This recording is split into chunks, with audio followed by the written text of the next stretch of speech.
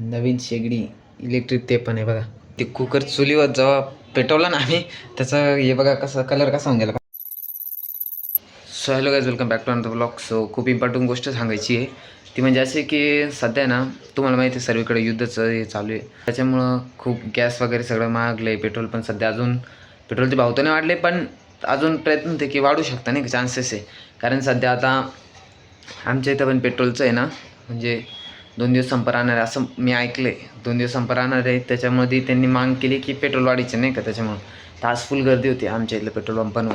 आणि आपल्याला पहिलं वाटायचं की हे युद्ध तिकडच्या तिकडे असेल तर आपल्या इथं काही एवढं फरक पडणार नाही, तर तसं नाही काही. तर त्या युद्धामुळं आता तुम्ही विचार करा, अमेरिका कुठे आहे, इराण कुठे आहे आणि आपलं नाशिक कुठे आहे. तर त्या नाशिकमध्ये सुद्धा एवढी घाण अवस्था झाली. सध्या तर तुम्हाला माहिती सिलेंडरचं एवढं प्रमाणात खूप म्हणजे प्रॉब्लेम खूप येते नाही का, भेटत नाही वगैरे. तर त्यामध्ये आपल्यासुद्धा ती परिस्थिती आली ती म्हणजे असं आपलं सिलेंडर संपलेलं आहे फायनली. 2-3 दिवस झालेले. तर 2-3 दिवस झाले सिलेंडर संपलं आहे. मग आम्ही पहिले ट्राय केला तो म्हणजे स्टोवचा. हे बघा स्टोव दिसेल तुम्हाला, या स्टोवचा. तर स्टोवचा आम्ही ट्राय केला, त्याच्यात डिझेल आणून टाकलं, थोडे दिवस पेटलं, पण मग डिझेलमुळे खूप दूर वगैरे सर्व होत होता. त्यानंतर रॉकेलचा प्रयत्न केला, पण रॉकेल पण खूप महाग आहे. आपलं पेट्रोल डिझेलपेक्षा पण महाग आहे ते रॉकेल. 100 रुपये लिटर सध्या. आपला गॅस तरी आता महिनाभर जातो, तसं याला रोजचं 1-2 लिटर पेट्रोल रॉकेल, याला रोजचं 1-2 लिटर रॉकेल लागतं आहे. त्याच्यामुळे ते आपल्याला परवडणार नाही. मग आता सरळ सोपा आणि साधा उपाय म्हणजे आपण फायनली केलेली खाली चूल, ज्या चुलीमध्ये आपण आता स्वयंपाक बनवणार आहे. आता माझी मम्मी ते गेली सामान घेऊन आणि चूल पेटवते, तयारी पण झाली असेल मोस्ट ऑफ. तर हेच तुम्हाला सांगायचं होतं की यार सध्या परिस्थिती किती अवघड झाली आहे.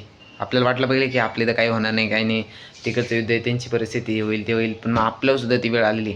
आणि खरंच बुकिंग होतच नाही सिलेंडरची. आम्ही खूप प्रयत्न केला, व्हॉट्सअपवरनं केलं, त्याच्यानंतरून कॉल लावून पाहिलं तर ते म्हणतात तुमची बुकिंग आधीच झालेली आहे.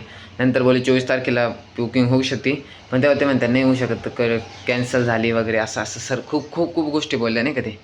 तर आता सध्या तर तुम्हाला म्हणतो चला तुम्हाला दाखवतो मी खाली कसं चाललेलो. ते बघा गाईस, खाली चूल तर पेटवली आणि सर्व सामान घेऊन गेली मम्मी. आणि भाजीचं नाही का कुकरमध्ये बघा भात टाकू राहिले आता. बघितलं ना अजून तर काही नाही, आता तर सुरुवात आहे. आणि त्या साईडला त्यांचं पण संपले, ते पण छोटीशी चूल आहे त्यांनी बनवलेली, त्याच्यावर ते ट्राय करत आहे. आणि बाकी अजून गल्ली ते 1-2 जण भरपूर जण काय सिलेंडर सध्या तरी, म्हणजे की नाही त्यांच्यावर पण ती परिस्थिती नंतर येईल. तर तुम्ही सुद्धा तयार राहा. आणि म्हणजे जमलं पाहिजे आपल्याला ते पण, कारण कसं आहे आता आमची मम्मी ते आहे गावातले, मग त्यांना चूल पेटवणं काही एवढं अवघड नाही. पण मग जे डेली शहरातले त्यांना तर खूप अवघड आहे. मग आमचं आता सध्या पुढं विचार चालले की शेगडी वगैरे घ्या नाही का, जे इलेक्ट्रिक शेगडी, जेणेकरून आपल्याला हे ताण राहणार नाही. म्हणजे थोडेफार युनिट आता पडणारच आहे इलेक्ट्रिक म्हटल्यावर. पण मग आता काय करणार, ऑप्शन नाही दुसरं, रोज चूल तर नाही भेटू शकत. आता रात्रीचं ठीक आहे, पण मग उन्हाळा चालू आहे, दुपारच्या टायमाला आपण चूल नाही भेटू शकत नाही, खूप गरम होईल आणि खूप त्रास पण होईल. सो त्या बेसिसचं आता आपण जाऊया, थोडीफार मदत करूया मम्मीला. 2-3 सामान मागितले तिने, ते देऊन बाकीचं सगळं खाली जाऊन बघूया आपण काय काय. वहिनी यांची चूल सध्या सागरदादाला पान तापवते आहे, नंतर जेवणाचं एवढे लाकडं त्यासाठीच तोडून ठेवलेले त्यांनी. इथं बाहेर काय कंडिशन चालू नाही आहे पोरांचा पा. डॉक्टर आहे का तू?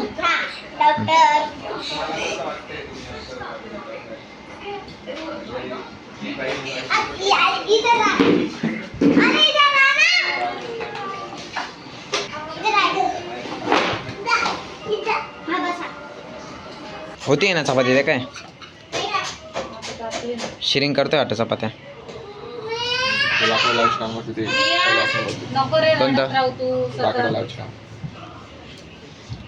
लाव ना शिरे, हात लाव ना. झाले ना भाई. तो गाईस फायनली आता भाकरी वगैरे तर सर्व झालेलं आहे, आता फक्त भाजी ते बाकी आहे. भाजी पण म्हणजे झाली वाटतं. आणि गाईस तुम्हाला सांगतो भाई, ते कुकर चुलीवर जेव्हा पेटवलं ना आम्ही, त्याचं हे बघा कसं कलर कसा होऊन गेला का, एकदम काळा काळा जरा तर भाई, एकदम काळं होऊन गेलं पूर्ण. तर असं चुलीवर स्वयंपाक करायचं म्हटलं ना, तुम्हाला हा प्रॉब्लेम येणारच आहे. पण तुम्ही तयार राहा, ही गोष्ट तुम्ही माझ्यासोबत जशी झाली तसं तुमच्यासोबत पण व्हायला नको, चांगली गोष्ट. पण मग कसं आहे, वेळ सांगून येत नाही, तर त्याच्यामुळं तुम्ही पण तयार राहा. आणि असं करा, आता मी सध्या चालू आहे परत, आता मी जाईल दूध वाटायला. आता मी जर दूध वाटायला तेव्हा डायरेक्ट तुम्हाला भेटतो, कारण चुलीवरच्या जेवणात आणि आपल्या रोजच्या जेवणात काय फरक राहतो थोडं मी तुम्हाला एक्सप्लेन करतो. So let's go guys. So finally आता गाईज वाजले 10:10 होत आले. आणि आत्ता फायनली घरी आले. आणि तुम्हाला बोललो तर मी की जे चुलीवरचं जेवण आपण बनवलं आहे फायनली, ते तर जेवणार आहे. पण त्यातच मला एक गोष्ट एक इंटरेस्टिंग कळाली ते म्हणजे आपल्या घरी काय आलं आहे बघा, नवीन शेगडी इलेक्ट्रिक ते पण आहे बघा. हे बघा पूर्ण इथून सेटिंग वाटायच्यात काय काय आपल्याला जे करायचं ते, आणि इथून रेंज ॲडजस्ट होती. 60 सर्वात लोएस्ट आहे आणि हाय वगैरे नाही का असं. बघितलं आपण कशावर निघून जातो. आपण आता जेवण करतो मी पटकन. सो चला तर काहीच मग ही लाईफ तर आज चालणारच आता पुढं. सो भेटूया नेक्स्ट व्लॉगमध्ये. स्वतःसाठी बाय बाय. व्हिडिओ आवडले असेल व्हिडिओ लाईक करा, चॅनल सबस्क्राईब करायला विसरू नका.